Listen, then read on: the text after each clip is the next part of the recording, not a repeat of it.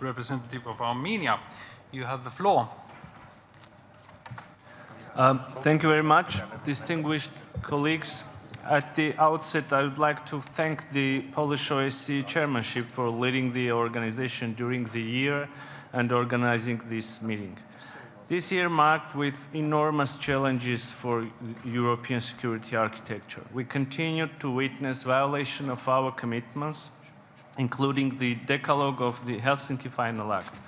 Regrettably, South Caucasus was one of the regions where we face continuous use of force and threat of use of force. Our neighbor, Azerbaijan, not only has been continuing its high and warmongering rhetoric, but also military aggression against the sovereignty and territorial integrity of Armenia. On September 13th and 14th this year, Azerbaijan unleashed unprovoked aggression, occupying around 140 square kilometers of the sovereign territory of Armenia. This has been the third large-scale offensive against Armenia since the signing of the trilateral statement of November 9th, 2020. This aggression, which resulted in 233 of casualties, including among civilians, targeted settlements and civilian infrastructure, internally displaced thousands of the citizens of Armenia and caused serious economic and environmental damage. The worst forms of war crimes, including extrajudicial killings and torture of Armenian military personnel, including women and men alike, have been an inherent feature of the Azerbaijani aggression. We would like to express our appreciation to those partners who do not shy away to point the aggressor and raise their voice on the need to duly prosecute the war crimes and punish the executors. It is equally important to demand the complete withdrawal of the Azerbaijani armed forces from the sovereign territories of Armenia. Their continued presence in internationally recognized territories of Armenia is a serious challenge to fragile peace and stability in our region. Moreover, during the same year, Azerbaijan continued its provocative and aggressive actions against Armenians of Nagorno-Karabakh in March and August this year.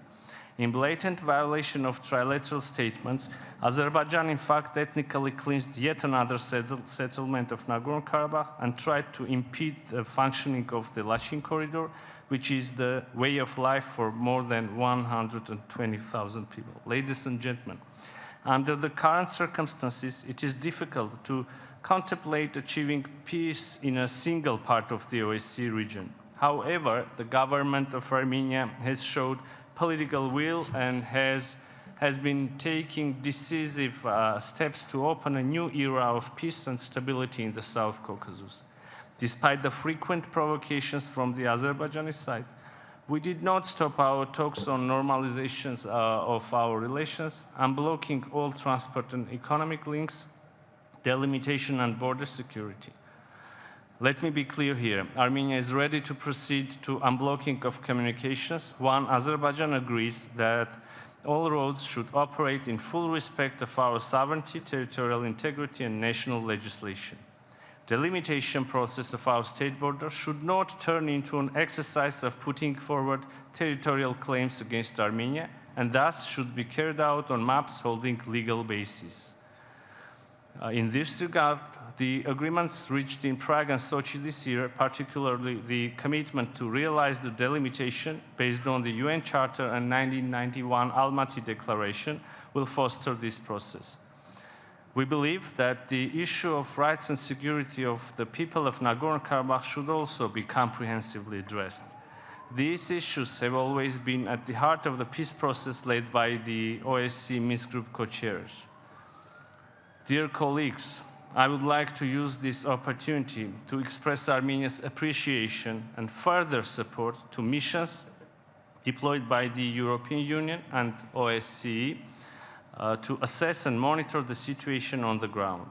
In the current circumstances, when Azerbaijan is covering up its use of force against Armenia by initiating a blame game, the international presence on the ground and clear attitude towards aggression and aggressor state are as important as never before.